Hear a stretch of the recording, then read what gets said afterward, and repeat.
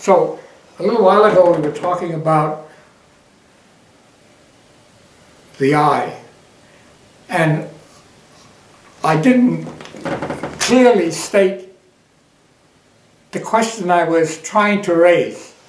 See, we human beings have two eyes in the front, so we have a convergence that gives us a sense of three dimensions.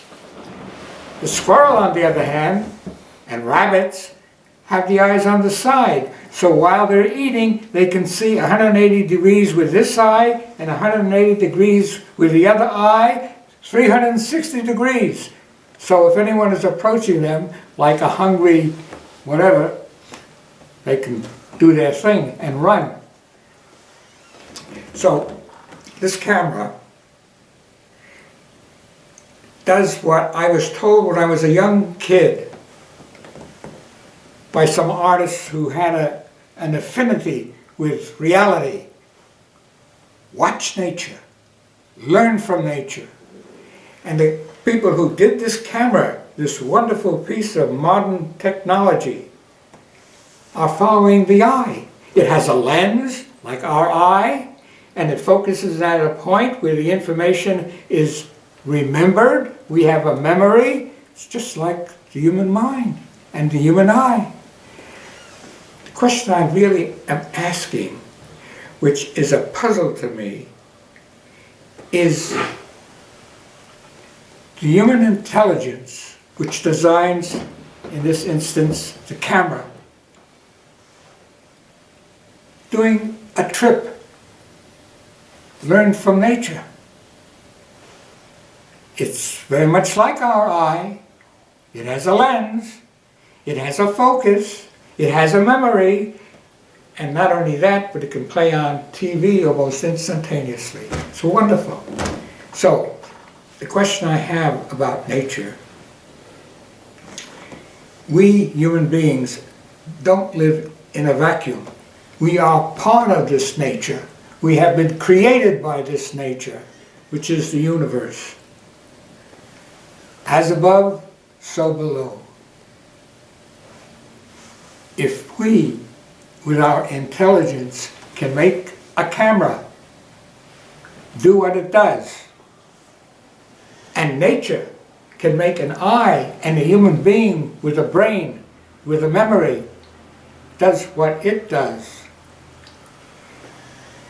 The question I'm raising, are they both partaking of what we call intelligence?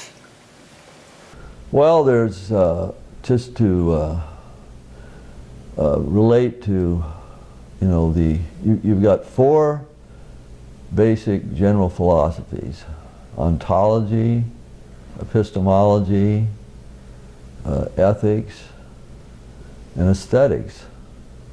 And these are, and you have two major contenders in philosophy, which are the analytic philosophers and the continental philosophers. And you can see where now in philosophy, for instance, because when I went to UC, when I was in graduate school there, I wasn't when I wrote my papers, I realized that philosophy was like a jockstrap sort of game. It was like a certain athletics of the mind, and that people, it was very hierarchical. It was very, in other words, people became zoned in because sometimes they weren't, their motivations, instead of being like an ancient philosophy where the motivations are like truth and beauty and goodness, they were vying for particular positions to get tenure, and it was so it was in a certain way it was disheartening because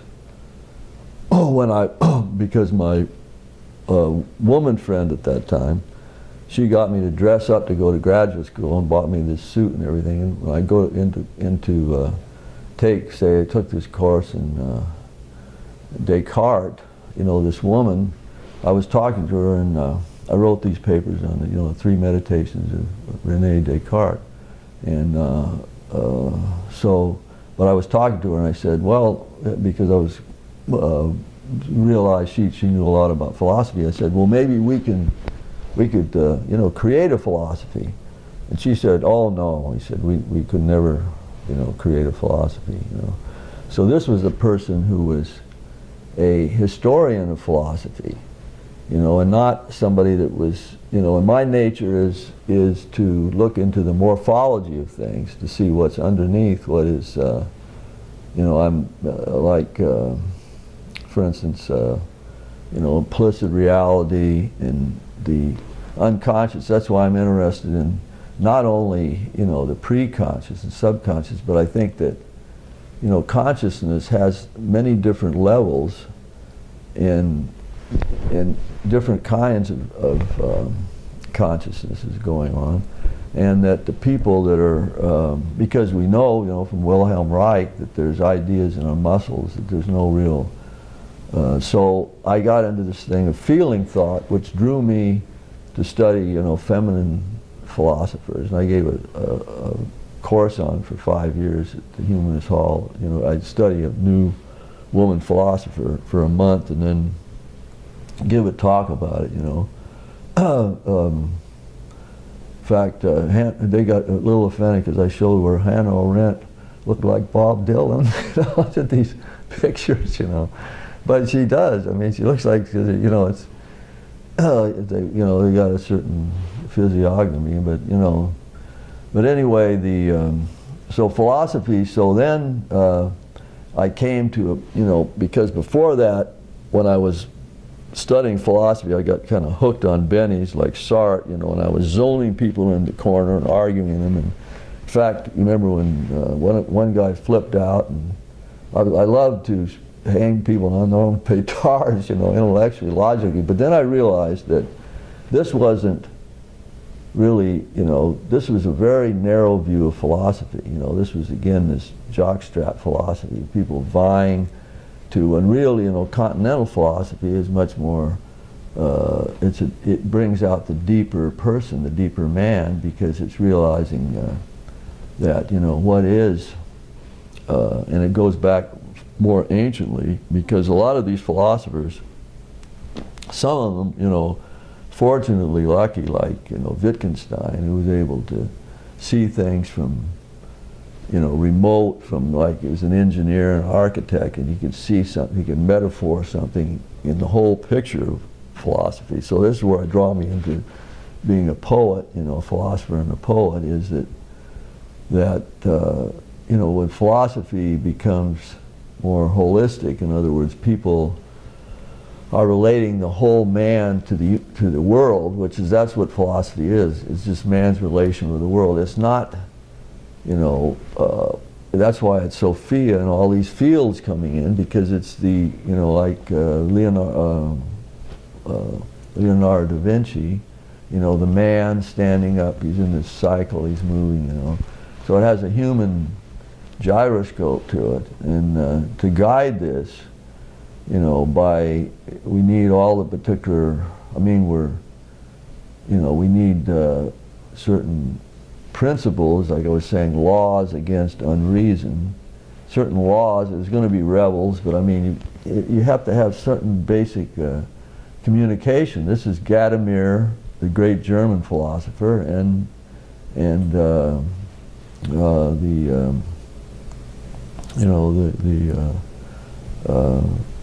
other famous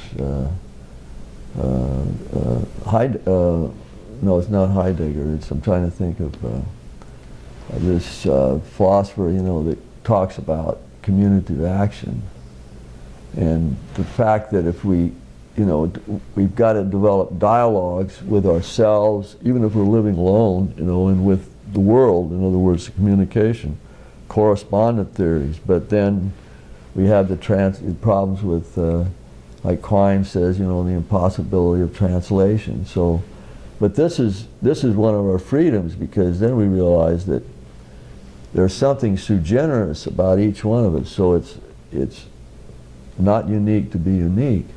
And you know, that happens, that's what's happening now, you know, because there's this feminist horizontal wave that wants to, you know, flow the all, you know, but the thing is, it's going to have to, at certain points, it's going to have to come to terms with the perpendicular. You know, it's like a guitar. You've got the fret on the guitar, and you move this, and the guitar is this cross, you know, the horizontal and the perpendicular, and it's part of and you guide this particular guitar of philosophy, which is the musical aspect, you know, which is, like Daniel Dennett said, all religions are musicalities. They're musicalities, you know, and so and then, you know, as people, which is happening, people are awakening now all over, since Egypt, when they had that 18 minutes, when they had all those different ideologies were together.